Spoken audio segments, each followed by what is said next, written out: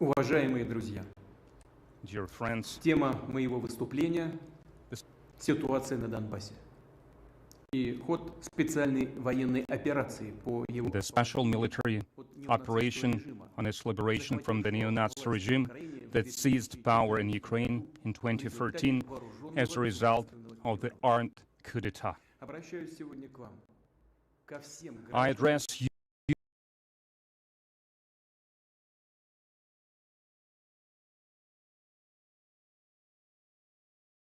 кого объединяет большая to all историческая has миссия. united great Солдатам и historic офицерам, Russia, to добровольцам, soldiers которые and сейчас officers, сражаются на volunteers передовой, who are now fighting at the находятся front на line, боевом посту.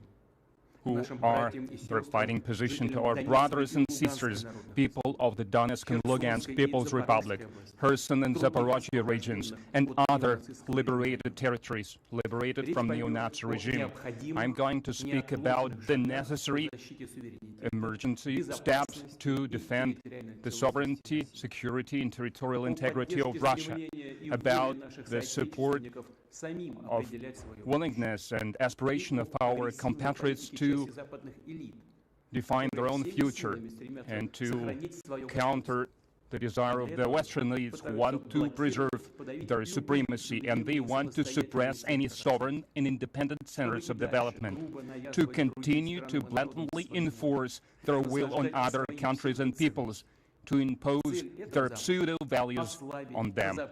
The goal of the West to weaken and to eventually destroy our country. They speak directly that in 1991 they managed to divide the Soviet Union, and now the time has come to do the same with Russia, that it should collapse into many regions that will be at war with each other. And these are the plans they have been having for a long time. They were promoting armed groups in Caucasus. They were putting NATO infrastructure close to our borders. And for decades, they were cultivating hatred to Russia, first of all, and Ukraine, that they were turning into anti-Russia had preached, and they turned Ukrainian people into cannon fodder, and they pushed them to start the war against our country. They started this war back in 2014. They were using armed forces against civilians. They organized genocide and terror against the people who refused to recognize the power that came to power in Ukraine as a result of coup d'etat. And after today's Kiev regime basically publicly refused to resolve the issue in Donbass peacefully, and they started talking about their willingness to have nuclear weapons, it became absolutely clear that the large-scale assault in Donbass, like it happened 2 times before, is inevitable. And then it would have led to the assault on the Russian Crimea, on the Russian Federation. That's why the decision about the preemptive military operation was the only possible step. Its main goal is to liberate the entire territory of Donbass, have always been the main goal and top priority. The Lugansk People's Republic has been almost completely liberated from neo-Nazis. There is still fighting going on in the Donetsk People's Republic. Over 8 years, Kiev regime has created multi-layered defensive infrastructure, and assaulting them directly would have resulted in heavy casualties. That's why our armed forces and armed forces of the Donbas republics are trying to save lives and military equipment, and they are moving step by step, gradually liberating their territories and the cities and towns of their republics. They are liberating people who Kiev regime turned into human shields. As you know, professional soldiers are participating in the special military operation who have contracts with the armed forces, and there are volunteer units who fight shoulder to shoulder with them. People of various age and professions, they follow the call of their heart to defend the people and the territory of Donbass. That's why I have instructed the Ministry of Defense to determine the legal status of a volunteer and of the fighters of the Donetsk and Lugansk People's Republics. They should have the same legal status as soldiers of the Russian army, including healthcare and social guarantees. And the special attention should be paid to organizing supplies for the volunteer units with equipment and material. To resolve the priority tasks to defend Donbass, our forces, using the plans and decisions of the Ministry of Defense and General Staff, have liberated vast territories of the Kherson and Zaporozhye regions, and a number of other territories. As a result, there is a long line of contact that is greater than 1,000 kilometers. And here is what I want to say publicly for the first time after the beginning of the special military operation, including during the talks in Istanbul. The Kyiv representatives reacted to our suggestions and proposals quite positively, and we talked about guaranteeing security of Russia and guaranteeing its interests. But it was obvious that the West was not happy with the peaceful resolution. So after the compromise was reached, Kyiv was directly instructed to undermine all the agreements. More weapons were pumped into Ukraine. The Kyiv regime used new gangs of mercenaries and neo-Nazis, and the units trained by the NATO standard and led by the Western instructors joined the fight. At the same time, reprisals across Ukraine against their own citizens strengthened, and it started right after the coup d'etat, armed coup d'etat in 2013. The intimidation policy, terror, violence has been becoming more and more massive, more and more barbaric. I would like to emphasize we are aware that most people who live at the liberated territories, first of all, I'm talking about the historic lands of New Russia, they don't want to be under the neo-Nazi regime. In Zaporozhye, in Kherson, in Lugansk, in Donetsk, they can see the atrocities that neo-Nazis are carrying out in the areas they captured.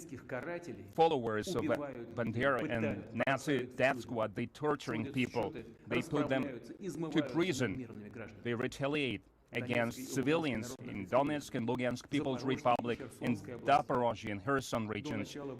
Before the hostilities, more than 7.5 million people used to live. Many of them had to become refugees to leave their homes, and those who stayed, I'm talking about some 5 million people,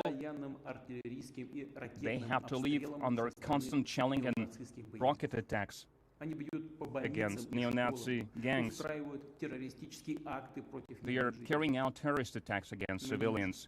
And we have no right to leave people who are close to us to these tortures.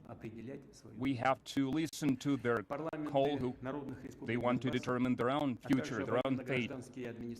The parliament of the Lugansk and Donetsk republics and administration of the Zaporozhye and Kherson regions made a decision about carrying out referenda about the future of these regions, and they appealed to us, to Russia, to support this decision. I would like to emphasize we will do everything to provide safe conditions to hold the referenda so that they could express their will and make the decision about their future, and the decision that will be made by the majority of the people of the Donetsk and Lugansk People's Republics, of the Kherson and Zaporozhye regions. We will support this decision.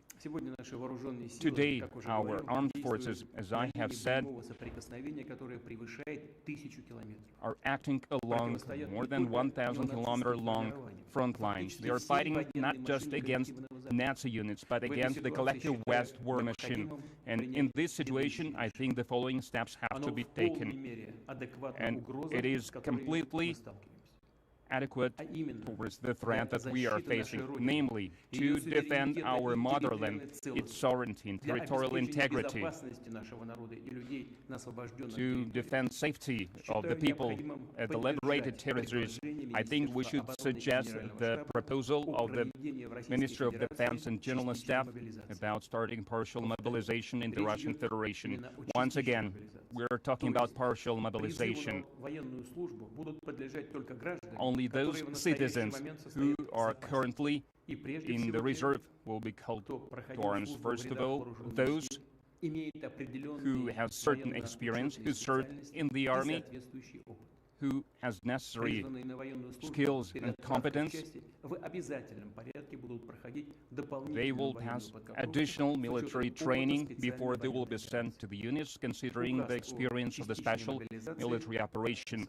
The decree on partial mobilization has been signed in accordance with the legislation. We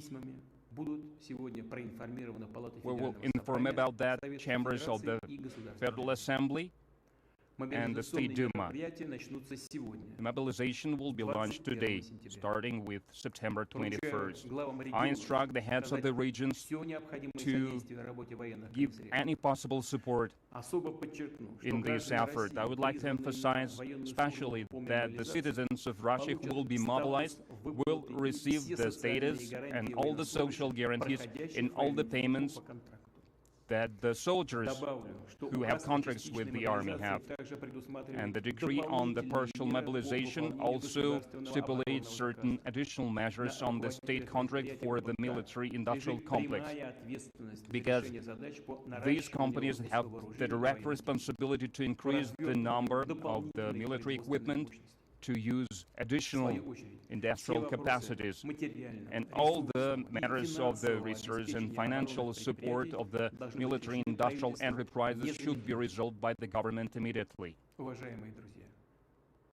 Dear friends, in their aggressive anti-Russian policies, the West has crossed the line. We keep hearing threats against our country, against our people. Certain irresponsible politicians from the West, they don't just say about their plans to supply long-range assault weapons to Ukraine, systems that would allow them to strike Crimea and other regions of Russia. Such terrorist attacks, including using the Western weapons, are also used against the Belgorod and Kursk regions, using the contemporary systems, aviation, satellites, strategic unmanned aerial vehicles. And NATO is performing reconnaissance across the entire Russian border. In Washington, London, Brussels, they push Kyiv to try to move the hostilities to our territories. They don't even hide it when they are saying that Russia should be destroyed at the field of battle, and they should deprive us of any kind of sovereignty. They should rob our country of everything. They have started nuclear blackmail. I'm not only talking about the attacks against Zaporozhye nuclear power station that is promoted by the Western curators, but I'm talking about the statements about high-level representatives of the NATO countries about the possibility of using weapons of mass destruction against Russia, nuclear weapons. And those who make such statements against Russia, I would like to remind them that our country also possesses various type of weapons. And in some components, we have more modern weapons than NATO countries.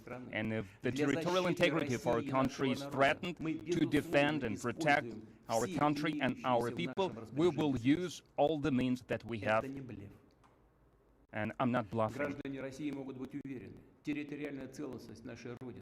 The citizens of Russia can be confident that we will defend the territorial integrity and sovereignty of our country. And I would like to emphasize it with any means that we have in our possession. And those who are trying to blackmail us with nuclear weapons, I would like to remind them that the wind can blow towards them as well. In the destiny of our people, it is to stop those who want to dominate the world, who want to enslave our homeland, our fatherland. And we will do that now as well. That's how it will happen. I trust in your support.